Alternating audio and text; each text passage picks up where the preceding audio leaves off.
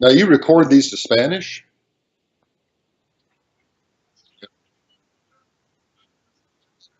All right.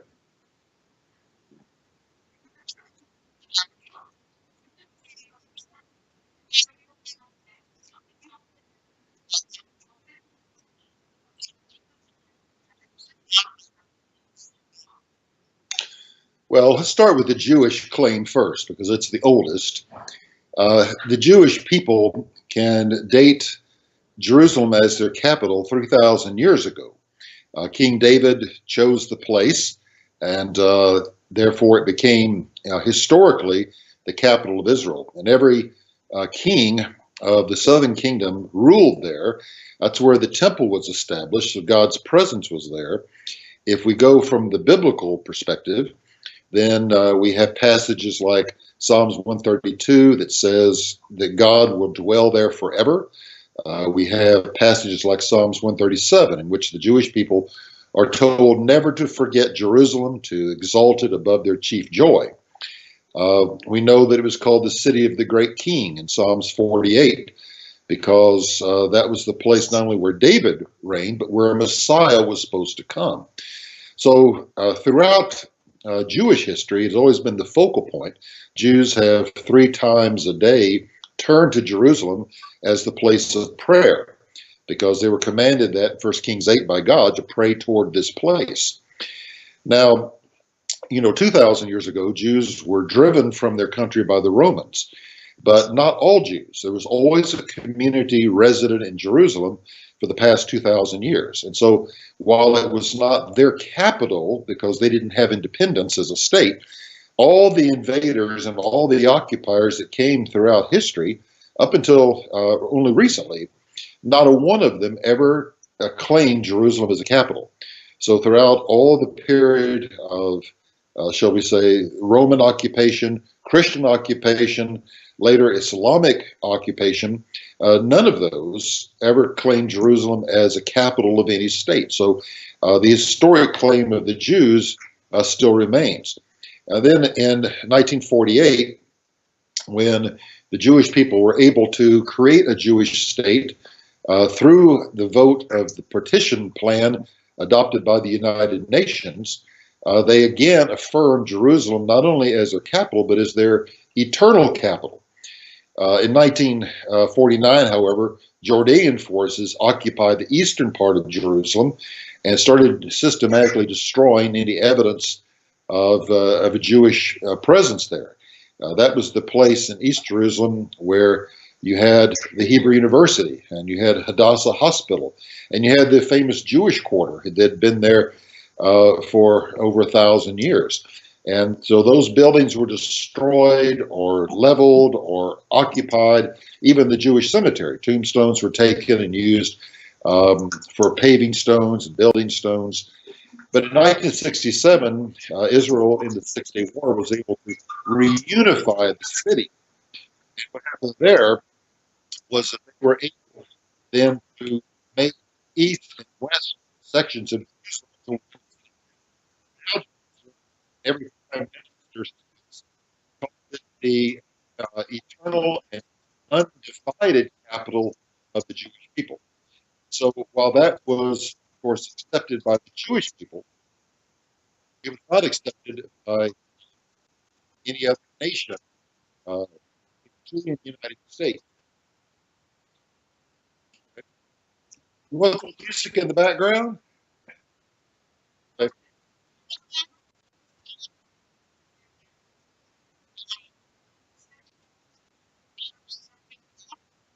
Right.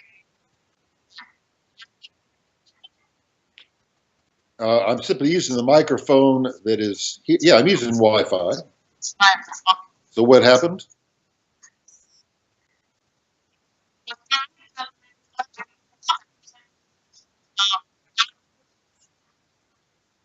All right, where do you want me to start again?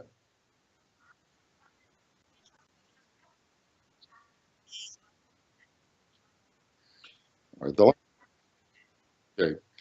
I said in 1967, they unified the east and west parts of Jerusalem through the outcome of the Six-Day War. And every prime minister since has referred to Jerusalem as the historic, eternal, and undivided capital of the Jewish people. Now, not every country accepted that, and the United States in particular did not agree to that or accept it. And the result is that we had a disputed territory. Now, the Palestinian position is that while they never had Jerusalem as a capital, it has some importance to the Islamic people because of the claim that Muhammad ascended to heaven from a certain site there.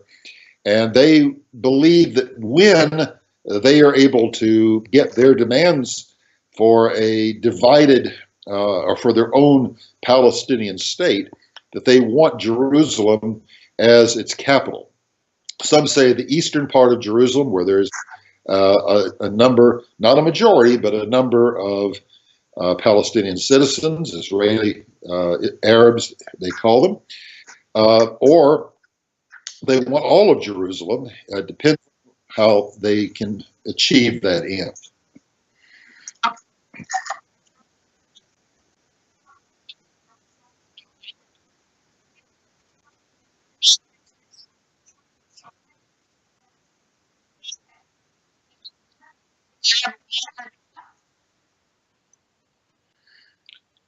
Yeah, did you get all that out?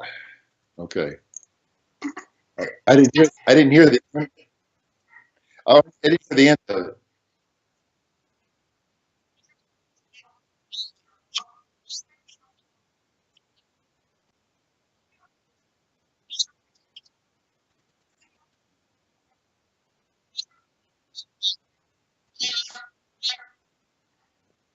Yeah, I think that we have to think through it for a moment. Um, we've had a number of United States administrations that have, uh, shall we say, aligned themselves not with Israel's position, but with some of the allies they have or were seeking in the Middle East. And the result was that we gave the impression that we're backing interest entirely or backing different Arab interest in relationship to Jerusalem. That was not an official position. It was not the State Department's position. But the consequences were that the Palestinian Authority simply felt like they didn't need to negotiate with Israel any longer. They abandoned the peace process, which was a diplomatic process. In other words, up until recent times, say a couple of years ago, Israel said, we will sit down and negotiate the final status of Jerusalem. Jerusalem's our capital, but if in negotiations we're to share that in some way, that will be done at the negotiating table with the presence of other nations. Uh, and the Palestinians simply decided, because the United States in particular was even talking about sanctions against Israel for building in East Jerusalem or doing things like this, that that they felt emboldened to go ahead and simply leave Israel out of the process, go straight to the United Nations, and ask to get their demands met through this very biased United Nations, which has a majority, shall we say, of people who are on their side. Because you can see recently the vote to veto what Trump's recognition of Jerusalem was so large against that position. So that's why they were going there to get their demands met. They simply wanted a Palestinian state to be declared de facto. And that has not been done. And now, because of U.S. recognition of Jerusalem, it can't be done that way. If they want to have a major American presence involved in this peace process, then they have to return to the negotiating table with the Israelis to negotiate the issues of Jerusalem properly and not try to subvert or go around that process.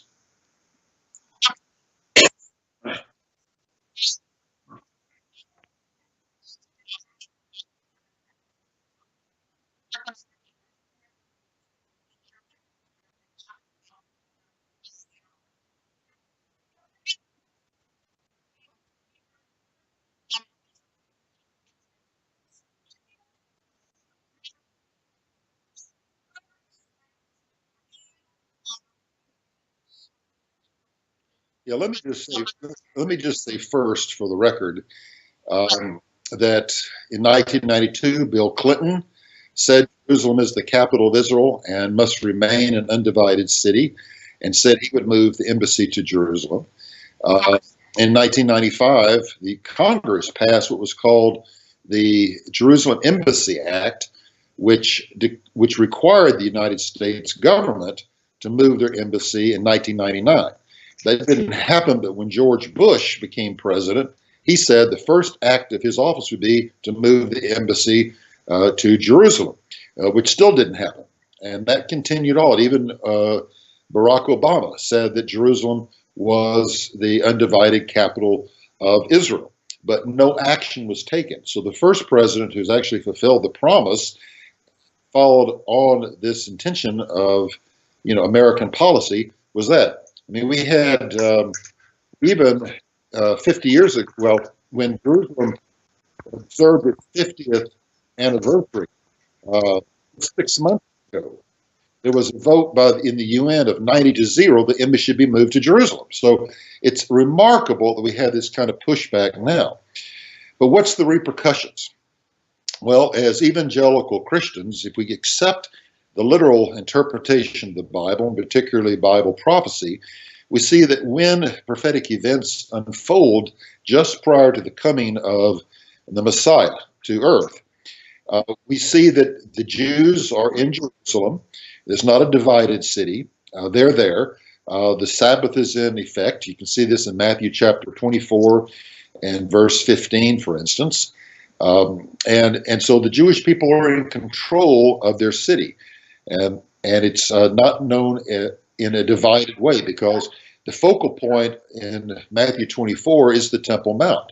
And they apparently have control of that again. Now, today they have sovereignty over it, but they don't have administrative jurisdiction there, because the Palestinian Authority, through the Islamic Waqf, maintain control there. But can you see your background? Your background noise is so loud I can't hear myself.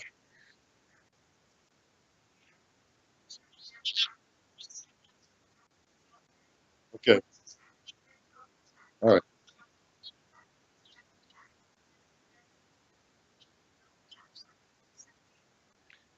If I can remember, I think the last thing I tried to say was that if you look at the focus of Matthew chapter 24, uh, in particular verse 15, it focuses on the Temple Mount in Jerusalem.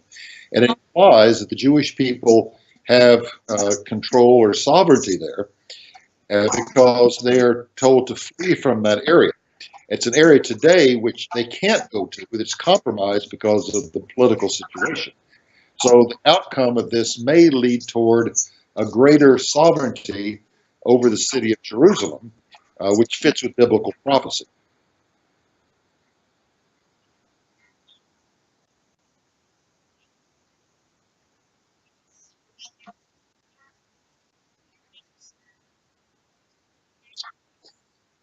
As with many things that we see happening, there's nothing that has to happen in my before Christ calls the church to be with himself. The event we call the rapture. But in terms of Christ's return to earth to bring about his own reign and rule on earth, there are a number of events that have to take place. And we see the things that are happening today in the political realm setting the stage for the fulfillment of those things later. So, in other words, Israel had to be back in their land, and they had to have control over that land, and they had to return to Jerusalem, and they ultimately have to have control over Jerusalem for these future prophecies to be fulfilled. So each time something like this happens, yes, it moves us closer and closer to the final fulfillment of Christ's coming.